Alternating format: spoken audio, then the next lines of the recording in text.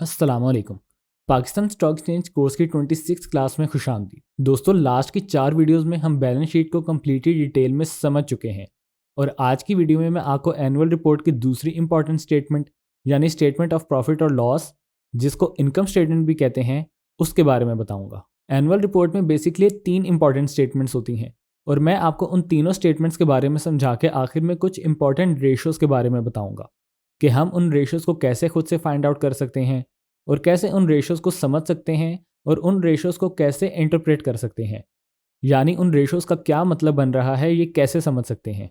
मसलन जो रेशो निकल के आई है वो हमें कंपनी के बारे में क्या बता रही है कि क्या कंपनी इन्वेस्टिंग के लिए अच्छी है या नहीं।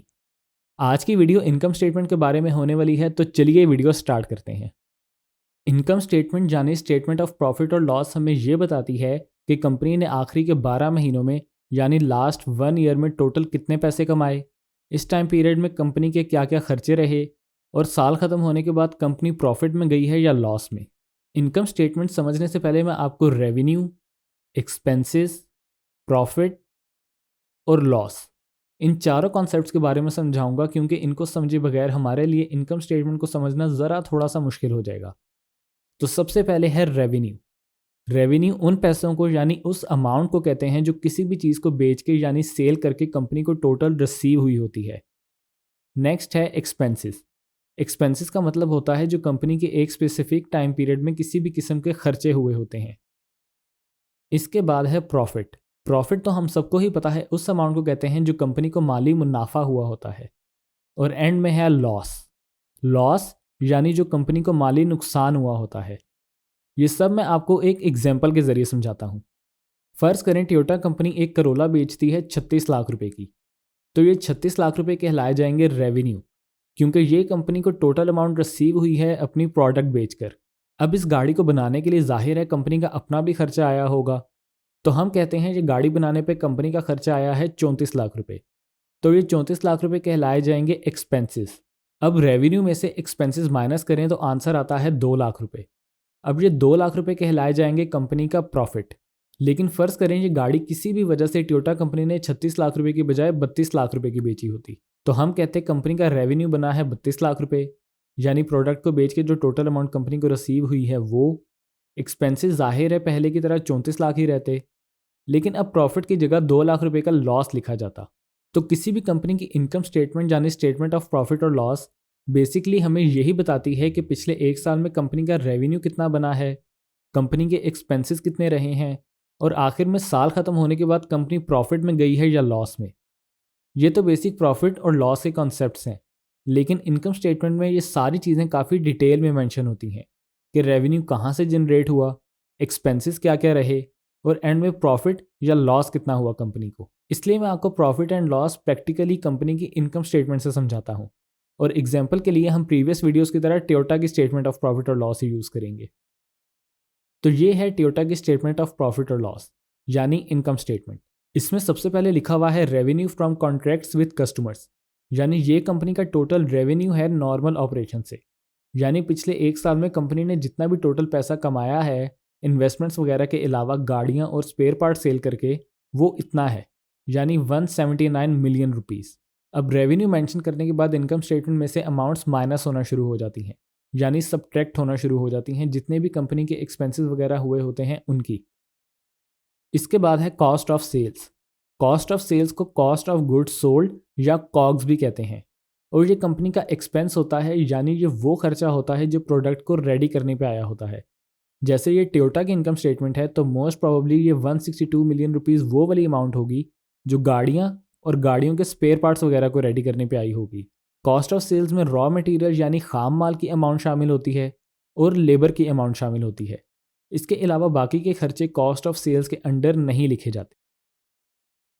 अच्छा, एनुअल रिपोर्ट में जितनी भी अमाउंट्स इस तरह ब्रैकेट में लिखी जाती हैं उनको माइनस करना होता है, यानी सब्ट्रैक्ट करना होता है, क्योंकि ये अमाउंट या तो कंपनी का एक्सपेंस होता है या लॉस होता है। इसी वजह से कॉस्ट ऑफ सेल्स को भी ब्रैकेट में लिखा गया है, क्योंकि ये कंपनी का एक्सपेंस है। अब रेवेन्यू में से कॉस्ट ऑफ सेल्स को माइनस करें तो हमारे पास 16 मिलियन का ग्रॉस प्रॉफिट आ गया है, यानी ये टोटल प्रॉफिट है जो प्रोडक्ट को सेल करके आया है। अभी इसमें से किसी भी किस्म के एक्सपेंसेस डिडक्ट नहीं हुए। इसके बाद इनकम स्टेटमेंट में एक्सपेंसेस यानी खर्चे आना शुरू हो जाते हैं, जिसको ग्रॉस प्रॉफिट में से माइनस करना होता है। जैसे यहाँ भी लिखा हुआ है, डिस्ट्रीब्यूशन एक्सपेंसेस, एडमिनिस्ट्रेटिव एक्सपेंसेस और अदर ऑपरेटिंग एक्सपेंसेस। इन तीनों हेडिंग्स में वो तमाम एक्सपेंसेस शामिल है जो कंपनी के पिछले 1 साल में हुए हैं, यानी जो कंपनी के day to day business operation को चलाने में काम आते हैं। यानी जो कंपनी ने एम्प्लॉयज़ की सैलरी दी है वो एक्सपेंसेस में शामिल है, जो कंपनी गाड़ियाँ डिलीवर करती है फैक्ट्री से डीलरशिप तक उसका खर्चा इसमें शामिल है, एडवर्टाइजिंग का खर्चा इसमें शामिल है, स्टाफ की ट्रेनिंग का खर्चा, ट्रैवलिंग का खर्चा, कम्युनिकेशन का खर्चा, वारंटी क्लेम्स का खर्चा, रेगुलर मेंटेनेंस का खर्चा, बिल्स का खर्चा, रेंट का खर्चा और भी जितने भी एक्सपेंसेस कंपनी के होते हैं वो तमाम इसमें शामिल है, जो कि 3.1 मिलियन रुपीस बन रहे हैं। याद रहे इन फिगर्स को जब आप 1000 से मल्टीप्लाई करेंगे तब आपके पास एक्चुअल फिगर शो होंगे। तो 16 मिलियन ग्रॉस प्रॉफिट में से जब ये 3.1 मिलियन के एक्सपेंसेस माइनस हुए तो पीछे बचे 13 मिलियन रुपीस। अब इसमें से तकरीबन 7.5 लाख रुपए कंपनी ने वेलफेयर फंड में दिए, तो पीछे बचे 12.7 मिलियन रुपीस। अब यहाँ लिखा हुआ है other income. Other income basically वो इनकम होती है जो कंपनी के नॉर्मल ऑपरेशंस के अलावा कहीं और से जनरेट हुई होती है। अब जैसे हमने बैलेंस शीट में देखा था कि कंपनी ने काफ़ी डिफरेंट जगहों पे इन्वेस्टमेंट की हुई है, तो ये इनकम मोस्ट प्रॉब्ली वहीं से जनरेट हुई होगी। अगर हम नोट 35 पे जाके इसकी डिटेल्स भी चेक करें तो यहाँ लिखा हुआ है कि कंपनी की कुछ इनकम बैंक डिपॉजिट से आई है, कुछ मार्केट ट्रेजरी बिल सेल करके, कुछ इनकम म्यूचुअल फंड के डिविडेंड से आई है, कुछ unrealised gain on market treasury bill से आई है। अनरियलाइज्ड गेन वो प्रॉफिट होता है जो अभी सिर्फ ऑन पेपर एग्जिस्ट करता है। मसलन अगर आप कोई प्लॉट 20 लाख रुपए का ख़रीदते हैं और कुछ अरसे बाद उसकी मार्केट वैल्यू 30 लाख रुपए हो जाती है, तो ये जो 10 लाख रुपए मार्केट वैल्यू बढ़ी है इसको हम कहेंगे ये आपका अनरियलाइज्ड गेन है, क्योंकि ये जो प्राइस बढ़ी है ये अभी तक सिर्फ ऑन पेपर बढ़ी है, यानी अभी तक आपको वो 10 लाख रुपए प्रॉफिट की सूरत में रिसीव नहीं हुए। लेकिन अगर आप वो प्लॉट 30 लाख रुपए का सक्सेसफुली बेच देते हैं तो ये जो आपको 10 लाख रुपए का प्रॉफिट हो गया है इसको हम गेन कहेंगे या रियलाइज्ड गेन कहेंगे। इसलिए किसी भी एसेट का प्रॉफिट जब तक सिर्फ ऑन पेपर एग्जिस्ट करता है तो उसको अनरियलाइज्ड गेन कहते हैं, लेकिन जब उस एसेट को सेल करके प्रॉफिट हो जाए तो फिर उसको गेन या रियलाइज्ड गेन कहा जाता है।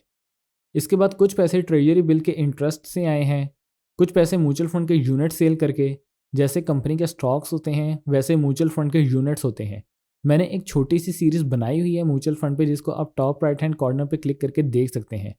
बाकी आप वीडियो पॉज करके कंपनी की अदर इनकम देख सकते हैं। तो वापस इनकम स्टेटमेंट पे जाएं तो कंपनी को अदर इनकम की मद में 5.5 मिलियन रुपीज़ का फ़ायदा हुआ है और कंपनी का प्रॉफिट 12.7 मिलियन से जंप करके 18.3 मिलियन रुपीज़ हो गया है। इसके बाद फिर से कुछ एक्सपेंसेस कंपनी ने शो किए हुए हैं फाइनेंस कॉस्ट की मद में। इसकी डिटेल नोट 36 पे देखें तो यहाँ लिखा हुआ है interest on long term loan facility, यानी जो कंपनी ने लॉन्ग टर्म लोन लिया हुआ है उस पर 19,000 कंपनी ने इंटरेस्ट पे किया है। 1 लाख रुपए कंपनी ने बैंक चार्जेस की मद में पे किए हैं। जैसे हम सबको पता है 1 साल बाद बैंक कुछ अपने सर्विस चार्जेस काटता है और जब आप पैसे ट्रांसफ़र भी करते हैं तो उस पर भी बैंक कुछ कटिंग करता है। तो इस तरह के बैंकिंग चार्जेस वगैरह पे कंपनी ने 1 लाख रुपए खर्च किए हैं और कुछ पैसे इंटरेस्ट ऑन GIDC पे खर्च हुए हैं। तो ये सारी डिडक्शन करके सारा उधार दे के बिल्स, रेंट, सैलरीज सब कुछ दे दे ला के सारे खर्चे पूरे करके एंड पे कंपनी के पास 18.1 मिलियन रुपीज़ बचे हैं। फिर इस 18.1 मिलियन रुपीज़ के ऊपर कंपनी ने तकरीबन 5.3 मिलियन रुपीज़ का टैक्स दिया है, जो कि तकरीबन 30% बनता है। और फिर एंड पे खर्चे निकाल के टैक्स दे के सब कुछ कर कर आके एंड पे कंपनी के पास 12.8 मिलियन रुपीज़ बचे हैं, जो कंपनी का सन 2021 का प्रॉफिट है, जिसको आप कंपनी का नेट प्रॉफिट भी कह सकते हैं। तो ये बेसिकली इनकम स्टेटमेंट होती है जो आपको कंपनी का पूरे साल का ओवरव्यू देती है कि कंपनी ने साल के टोटल कितने पैसे कमाए, कहाँ से कमाए, कहाँ खर्च किए और एंड पे कंपनी को कितने पैसों का प्रॉफिट या लॉस हुआ है। आई होप आपके ये सारे कॉन्सेप्ट्स क्लियर हो गए होंगे और आपको आज की वीडियो से काफ़ी कुछ सीखने को भी मिला होगा। अगर आपके कोई सवालात हैं तो आप नीचे कमेंट बॉक्स में मुझसे पूछ सकते हैं और अगर आपको ये वीडियो पसंद आई है तो चैनल को सब्सक्राइब करके बेल आइकन पर क्लिक करके ऑल को लाजमी प्रेस कीजिएगा ताकि मेरी फ्यूचर में आने वाली तमाम वीडियोस का नोटिफिकेशन आपको मिल सके। अपना रखिएगा बहुत सारा ख्याल। अगली वीडियो तक के लिए मुझे दीजिए इजाज़त। अल्लाह हाफिज़।